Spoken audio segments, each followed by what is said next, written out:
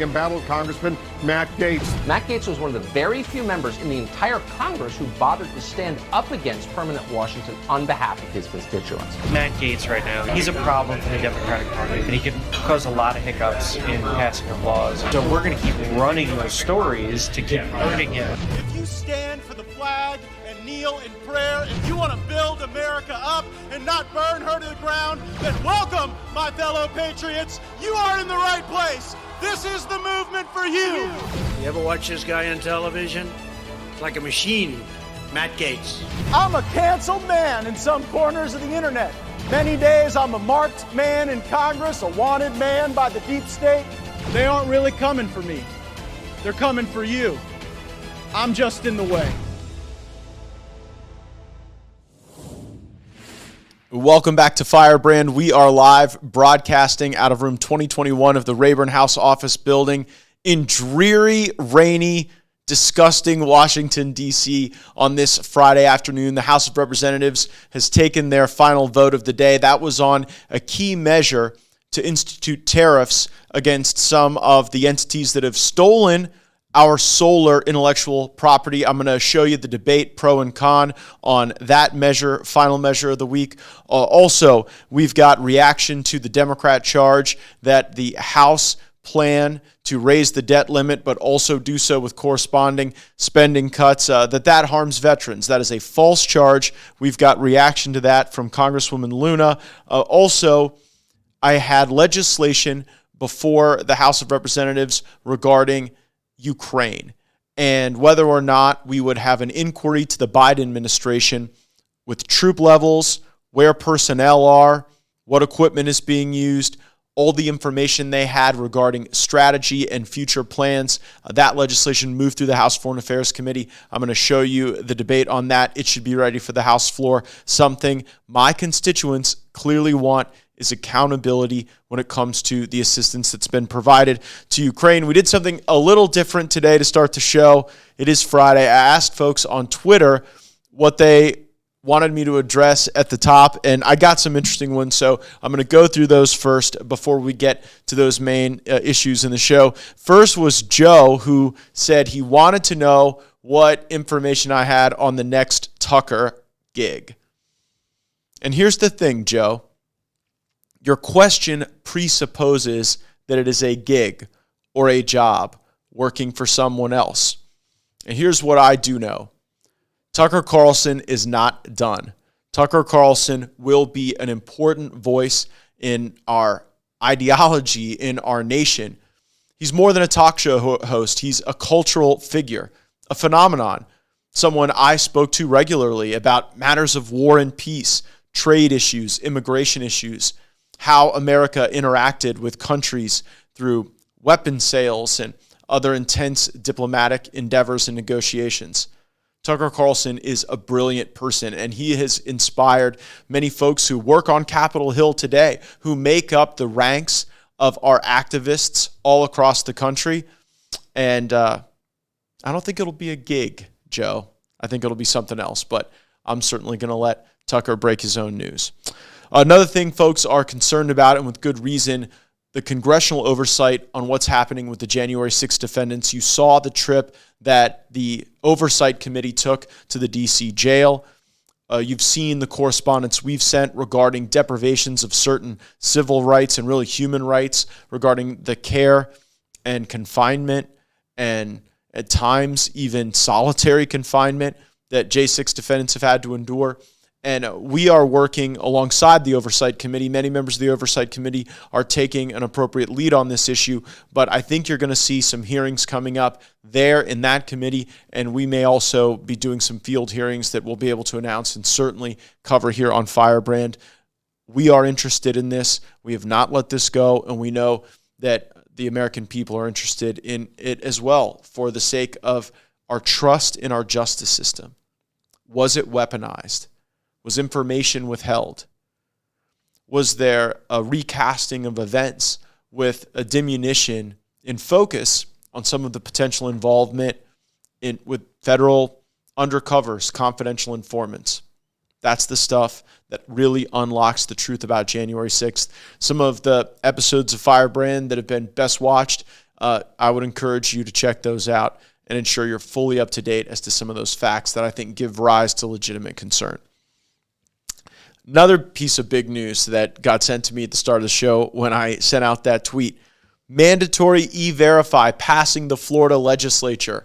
Bravo to my colleagues in Florida. I know on the live stream we got a lot of folks watching from Florida, but E-Verify is essential to ensuring that we have a fair and legal workforce. And if we can get it done in Florida, in Arizona, places with massive agriculture industry, then certainly we can do it nationally. And there should be a national standard for E-Verify. There is such an obvious interweaving of E-Verify and interstate commerce. I believe there ought to be action from the Congress on this question, and we passed E-Verify out of the House Judiciary Committee. It should be ready for a floor vote in May.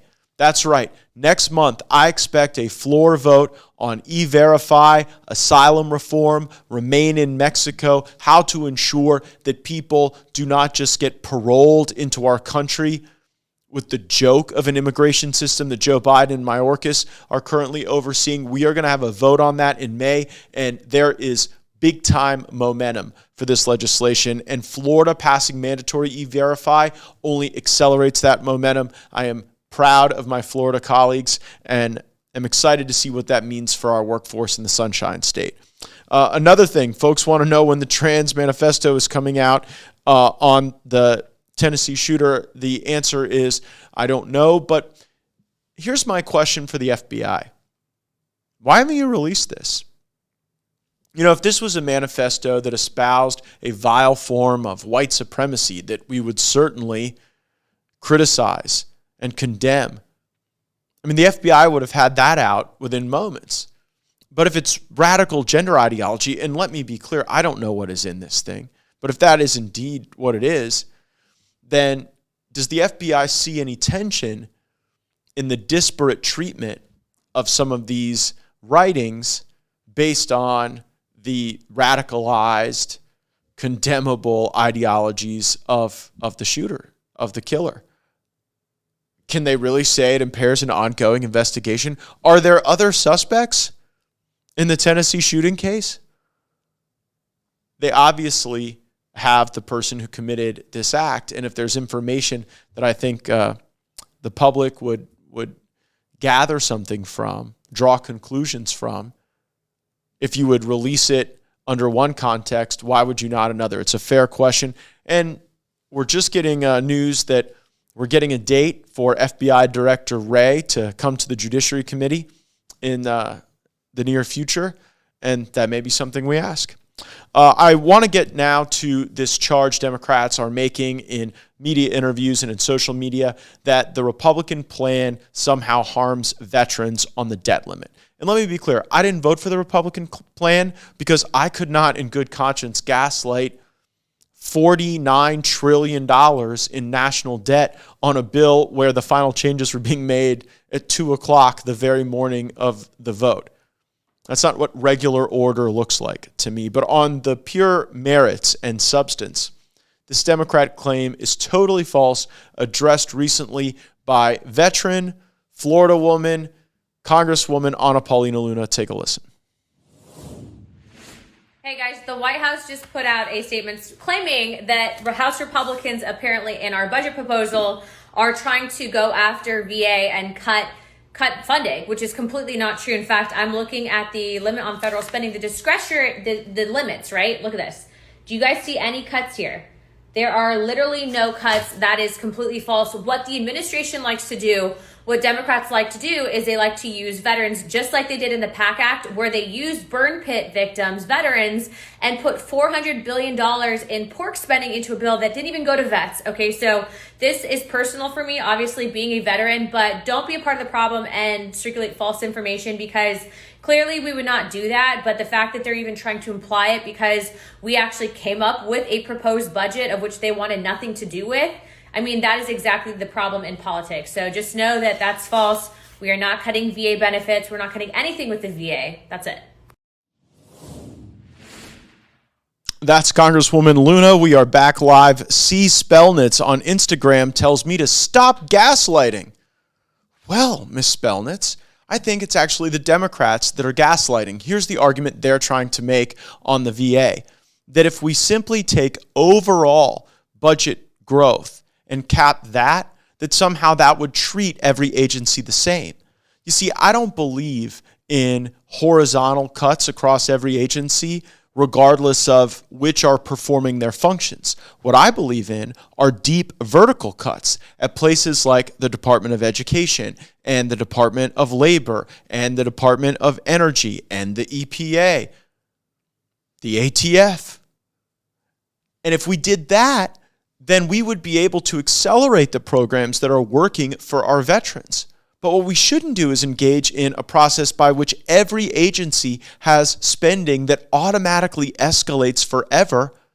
And we're getting to the point where the payment on our national debt is going to exceed $400 billion. We're going to get to the point, $400 billion is where we are now. We're going to get to the point soon where we're paying more on interest on the national debt than we do for our military.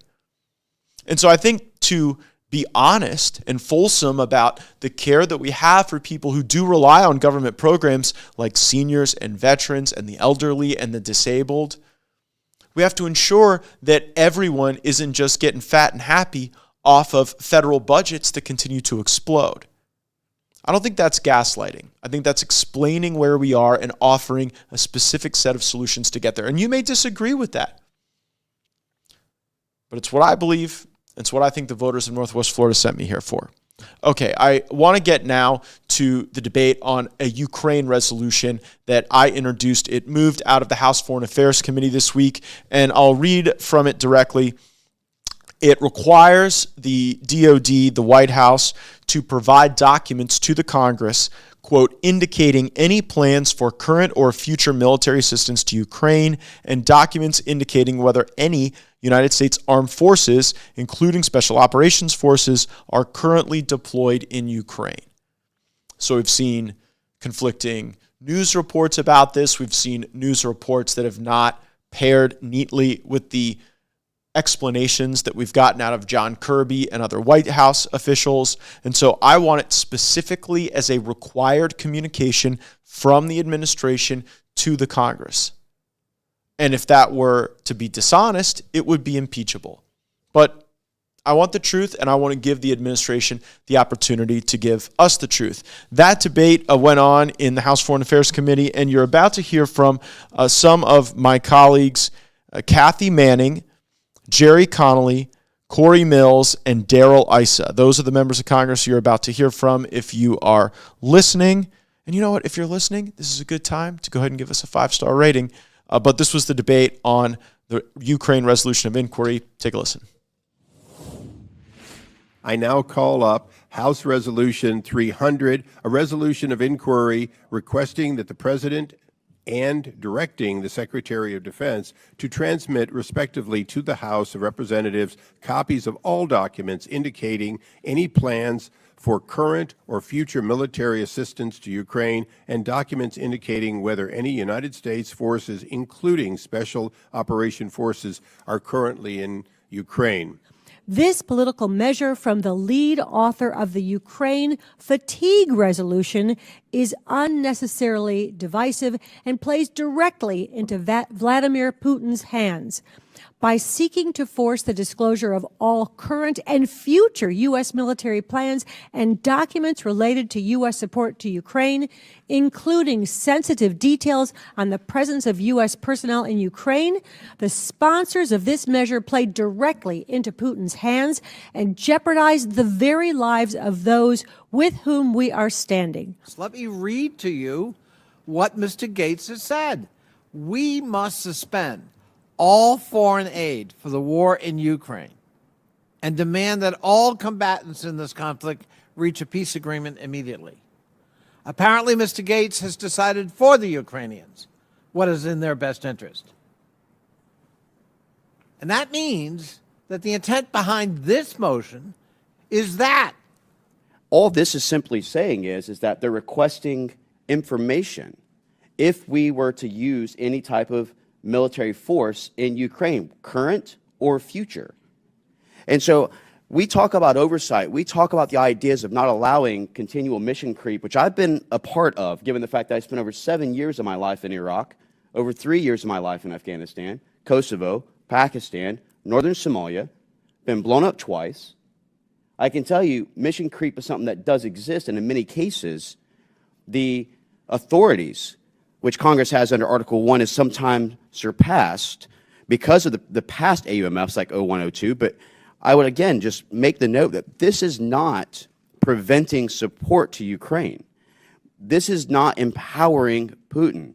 This is simply an inquiry for oversight by the president, or I should say request by Congress for the president and the Secretary of Defense to provide a line of questioning or a reasonable amount of information on if we're deploying currently or in the future military forces. This oversight is vital and must continue. This committee is dedicated to the constant, both public and private oversight of our monitoring of every single dollar and every weapon system. U.S. support is enduring, but it is not without the strings of accountability. The resolution of inquiry requests the administration to transmit relevant documents related to U.S. security assistance for Ukraine, as well as United States armed forces in country. The American taxpayer deserves to know how U.S. assistance is being spent. I move that the committee report House Resolution 300 to the House with a favorable recommendation. We are back live, and that favorable recommendation was adopted. Thank you. That was Congressman Darrell Issa of California. And even though Darrell and I probably don't share precisely the same view on Ukraine and the extent to which the U.S. should be involved at all, I'm glad that he sees the importance for the taxpayer to get the answers to these questions about the planning and the cost and the strategy and the troops. Thank you, Congressman Issa. And couldn't you tell from that video how much it just triggers Democrats that I'm the sponsor of the resolution? You heard Congressman Issa and Congressman Mills speak to the substance of the resolution, what its operative effects are. But what did you hear from Jerry Connolly and Representative Manning? Oh, can you believe what Matt Gaetz has said? He doesn't believe the United States should be in Ukraine. So any question that Matt Gaetz asks about our troops or the cost or the strategy, it must all be for Vladimir Putin. It is crazy to watch people who are elected to be the representatives of the United States behave more like lawmakers from Kyiv. What about our country, our needs? You know what? You see it in the live stream. Almost universal support for my Ukraine fatigue resolution on Getter Tinkerbell, saying we got our own problems here at home that we should focus on. And Patricia on Facebook says no more money from Ukraine for Ukraine. Thank you for that feedback. I will still fight for this country, and it is very telling who seems to put the foreign interests abroad first. Now, one thing we can do for this country is ensure that we own our own innovation ecosystem and that it is not stolen from us and then replicated abroad, replacing the market space that should be dominated by our countrymen, by our businesses. And we can dominate the world if American innovation is unleashed and then vigorously defended. And that's actually something I don't think Congress has been serious enough about. Look at what happened with solar. Solar was a universally American enterprise. A lot of that was here in this country, and then the Chinese stole the tech, mass-produced it overseas, and are now totally replacing U.S. solar in the global marketplace, even in the marketplace here at home. That's like your neighbor having the nerve to steal your sweater and then wear it in front of you. That's how brazen the Chinese are, and it's because we're not serious about protecting our intellectual property, and that's not just going to foreign jurisdictions and foreign courts. It also means protecting our intellectual property with tariffs on what they are sending us if it is ill-gotten. And so we had legislation before the House of Representatives today regarding the trade policy we would have towards solar, and particularly the solar that is coming in from places where we believe Americans were not put first, and we believe in America first foreign policy. So this was the bill that passed today. I'm going to start by showing you the debate in favor of those tariffs, and that's how I voted. And this debate is led by Ways and Means Chairman Jason Smith, Congressman Greg Murphy, Congresswoman Claudia Tenney, Congressman Bob Latta, and Florida man Congressman Bill Posey. Take a listen. The legislation before us today, House Joint Resolution 39, Congressional Review Act legislation on solar tariffs, will stop President Biden's proclamation that has given a free pass for 2 years to unfair solar imports from China that circumvent our trade laws. The United States must maintain crucial protections for American workers and our economy as a whole. We cannot surrender to China or any other country and put American workers at a disadvantage. I ask for unanimous consent to submit for the record a statement from the Uyghur Human Rights Project in support of HJ Res 39. The statement highlights the close connection between the CCP's solar industry and the ongoing human rights abuses and forced labor being perpetrated against the Uyghurs. This is bipartisan consensus that these practices are unacceptable and must be stopped. Without objection, so ordered. In pursuit of everything green, the Biden administration has given a free pass for Chinese solar imports to flow into this country, by all means, using an emergency proclamation. The last time a president used an emergency proclamation was for lumber in 1946, when American World War II veterans were returning home and they needed homes. But today, President Biden, or whoever's running the White House, is using it to waive tariffs on Chinese solar panels coming from Cambodia, Malaysia, Thailand, and Vietnam for 2 years. Helping war heroes is an emergency, but speeding up total dependence on our greatest adversary is another. President Biden's irresponsible proclamation is a slap in the face to American manufacturers. It allows Chinese solar companies to flood our market with their products tariff-free, hurting American jobs. It is the Green New Deal agenda at work. President Biden's proclamation also sends the message to trade cheats everywhere that U.S. trade laws don't matter. This invites even more cheating, and this is only the tip of the spear of the dangerous Green New Deal agenda. We are a nation of laws. It is not up to the president to determine which laws to enforce and which laws to ignore if they don't conform to that president's particular agenda.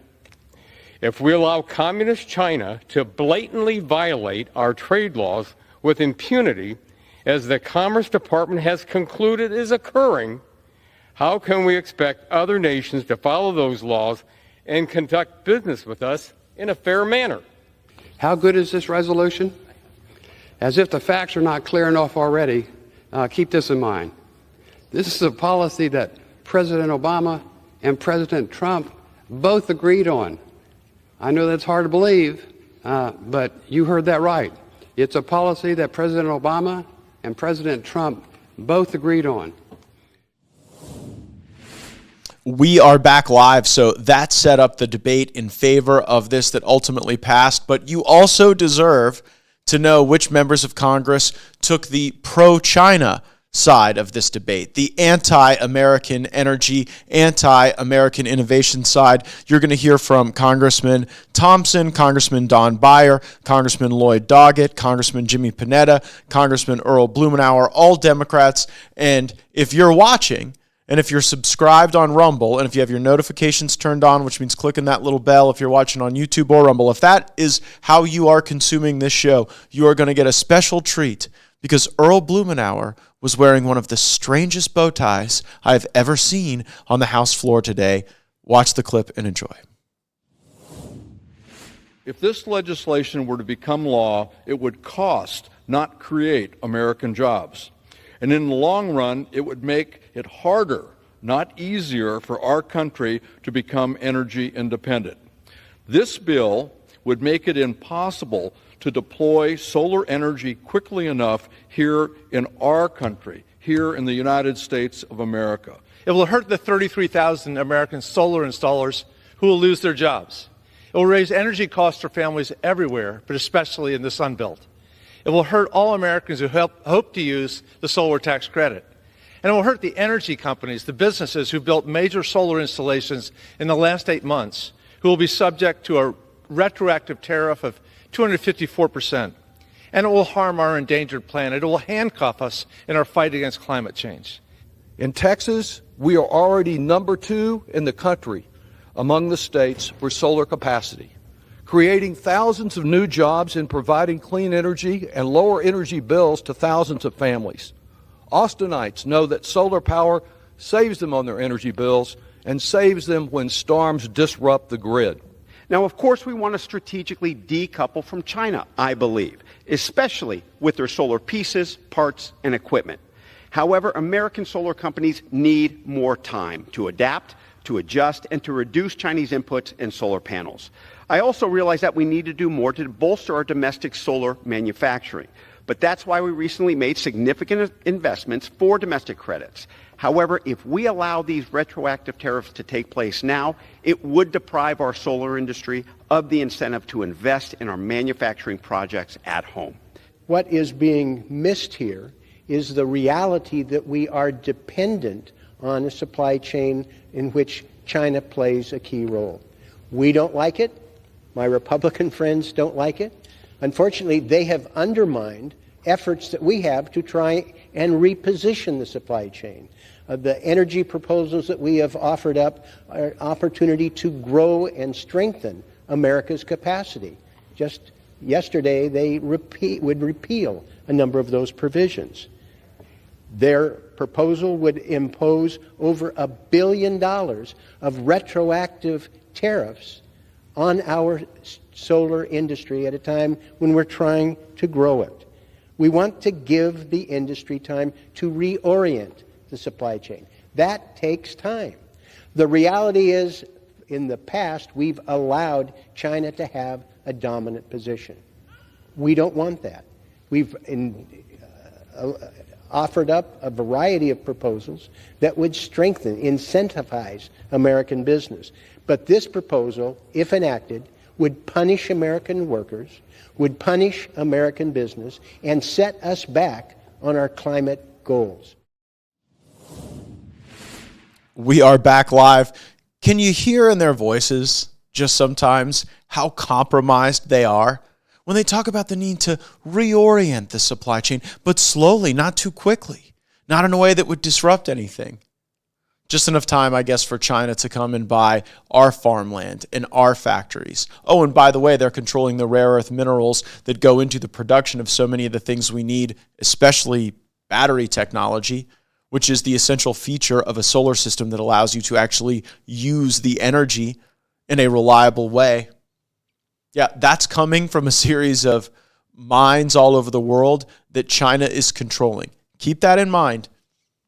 So Sarah on Facebook says we've got to stop China from eating our lunch. And yeah, when you let someone steal your stuff and then replicate it for cheap and then go and drive you out, that's the definition of eating our lunch at the global economic trade table. Olga on Facebook says she's worried that we are starting to have a communist government. Let's hope not.